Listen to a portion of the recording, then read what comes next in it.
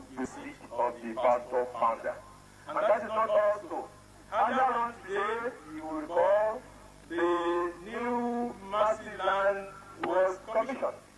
It is expected that the pastor founder, who we pray God will live long, many more years of fruitful service to Christ, our Redeemer, would, he hopes, when the time comes, sleep here. Because his grandmother slept here.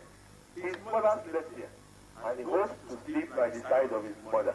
Once again, we pray that God will grant him good health and long life, and that when the time comes, his wish will be fulfilled. Le terrain sur lequel nous sommes actuellement paraît vaste à vos yeux.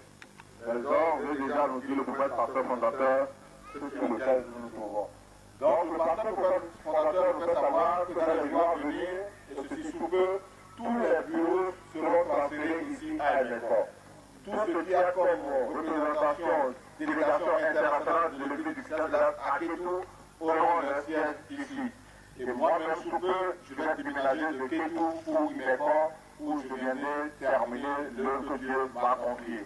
Car, je vous le rappelle, Imekor, c'est la ville de ma mère, c'est la ville de mes ancêtres maternels. La terre sur laquelle nous venons de terminer les cérémonies, c'est là qu'habite la dépouille de mes ancêtres, et je souhaite que Dieu m'accorde longue vie et qu'à la fin de mes jours, je tombe à côté de ma mère et de ses ancêtres. Que Dieu nous préserve et qu'il donne longue vie à notre prophète pasteur fondateur.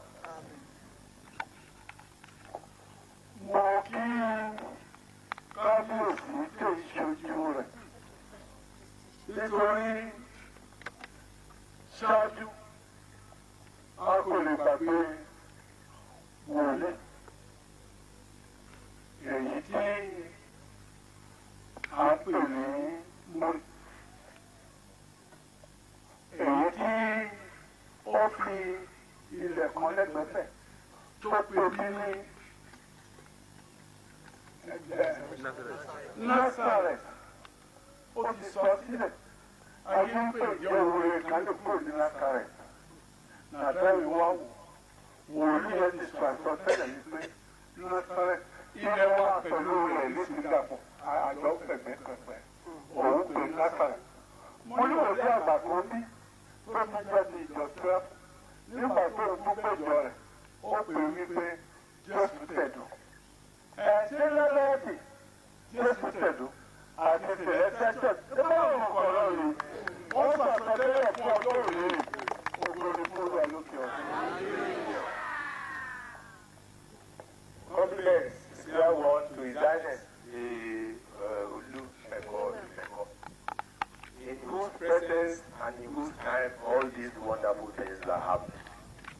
He is a very lucky ruler indeed, and we pray God that God may continue to grant him peace and joy to see all these wonderful things happen in his lifetime.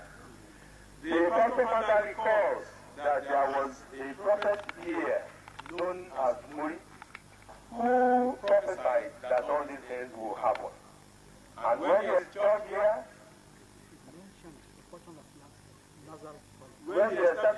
here, he mentioned and called the portion of land on this town Nazareth. There is also a very senior prophet who is here, who also in giving the name to a plot of land on which his church is established, called it Jesus Tedo, that is where Christ has established. Because what is happening today is all an amalgam of all that has been prophesied. Christ is really establishing something far greater here today, and that is the celestial city. That is that the prophecy is coming to fruition, and God's wish is coming to manifest itself to the people of Imeko. Glory, majesty to God Almighty in heaven. Le prophète pasteur fondateur adresse ce chaleureux compliment à son excellence le roi d'Imeko, qui aujourd'hui, grâce à Dieu, est témoin de ce grand événement. Que l'Éternel Dieu le bénisse en ce grand jour. Le prophète pasteur adresse également ses compliments à l'adresse de ce prophète qui a annoncé la venue de la Sainte Église de des cieux sur cette terre du Mécois. Comme je vous l'avais dit, la prophétie existait il y a 55 ans. Aujourd'hui, elle s'est concrétisée. Gloire soit rendue à Dieu au plus haut des cieux. Ce prophète a établi une paroisse qu'il a baptisée du nom de Nazareth. Et le terrain sur lequel se trouve cette paroisse fait corps aujourd'hui avec le terrain que les autorités nous ont octroyé. Un grand prophète, un grand visionnaire ici présent de l'église des Séraphins a aussi créé une paroisse qu'il a baptisée Jésus Kézo, c'est-à-dire Jésus y veille. Ces deux paroisses, puis la Sainte Église venue des cieux, l'église du Christ céleste, vient aujourd'hui s'ajouter à ces deux paroisses qui sont tous de Jésus-Christ et qui adorent tous le même Dieu vivant. Que la gloire de Dieu soit rendue à tous nos plus hauts des cieux. Nesse aonista, ao primeiro fogo, a mão toda tirada de falar a parutia. Caso eu fosse hoje, a poesia que ele gbogbo ayé ló fi ìpìlẹ̀ lélẹ̀ pẹ̀lú wa ṣùgbọ́n àwa fi ìpìlẹ̀ òkúta lélẹ̀ ibi tẹ́ ẹ rí yẹn nǹkan ńlá ló fẹ́ bẹ̀rẹ̀ fún ọjọ́ ìlàsípọ̀ tẹ́ bá rí kan tá a fẹ́ bẹ̀rẹ̀ síbi tó kókó yẹn àwọn ìlànà kalẹ̀ òun la wá ṣe lónìí pẹ̀lú ilẹ̀ mímọ́. Èyí tí gbogbo ẹnikẹ́ni yóò máa lọ pàdé ẹ̀ka kọ́kọ́ kó àti tọ́ sí. Gbogbo ẹlẹ́sìn tí kò bá ṣe nǹkan oṣù tí ò lóríṣà ó níbi tí ó gbé ń bẹ̀ tí ó pàdé torí Ọlọ́run kò pé méjì. Lánàá la máa sọ pé ẹ̀sìn lò sí yàtọ̀ sí ẹ̀sìn títí àwọn ìyá ni wá. A ò yàtọ̀ síra wa. Ibi tí wọ́n wá ìṣìnà dé ó tó. Ká lè mọ̀ pé Ọlọ́run kàlàjọ́ àti wípé ìyàwó wà níbẹ̀ tí ó máa ṣọ́ọ̀lù ní ìgbàgbọ́ láti síbi ẹ̀ka bá ṣiṣẹ́ parí tán ilẹ̀ mímọ́ ìdí àti tọrọ sílẹ̀ olùwà yóò pàṣẹ. èèyàn ó kó lóyìnbó èèyàn ó kó ní Amẹ́ríkà èèyàn ó kó ní ilẹ̀ púpọ̀ wọ́n máa wá ní wọ́n máa bèrè nítorí ìjọ yìí tóbi púpọ̀. ní Nàìjíríà bíbí ká ti tó mílíọ̀nù méje fún ọmọ sílẹ̀ sílẹ̀ kì í ṣe ìjọ kékeré. La kó wá fi ìdílé kún sí mọ́lẹ̀ sílé Olúwa kó jọ̀wọ́ oríire mẹ́kọ́ kó má bàjẹ́ kó lè bá lọ wájú. Gbogbo ìrẹ̀lẹ̀ tí a bá bá láfíà kó balẹ̀ ìbẹ̀jẹ̀ sílẹ̀ ká má jèrè. Yóò gbọ́ Ọlọ́run kó yí gbogbo ayé. Èyí àdúrà mi kì í tó jókòó mo kí gbogbo ẹyọ wọn yá mi. Tá a wà ń bí lónìí ẹ̀sùn púpọ̀ wà lé àtọ̀rẹ́ tó wà ń bí Olúwa kó lọ ẹ̀mí wa. Oore tó wọ̀ ló bọ̀ yìí. Olúwa má gbà mo sì dúpẹ́ púpọ̀ Yúsúfù èyí tí ó fi ìmọ̀ púpọ̀ fún mi tí ìtàn ọ̀pọ̀ bí kò bá jẹ́ ti àti ó fìdí múlẹ̀ tán bí ṣùgbọ́n pàtó rí ó kéré pé nǹkan láre ó fọgbọ́n fàmọ́ púpọ̀ èkejì ẹ̀kan tó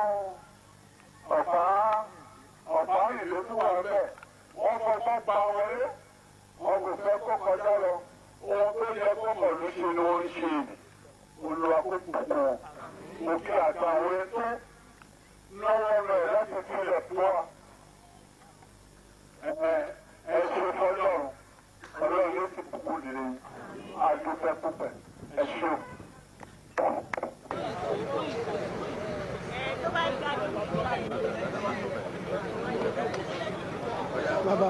Bàbá lè fi àkàbà sọ̀kalẹ̀.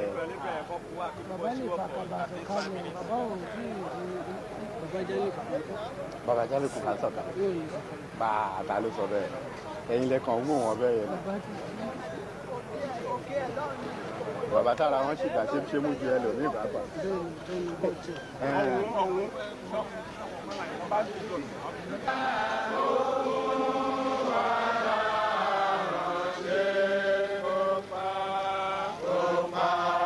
Wa mangurun itu esya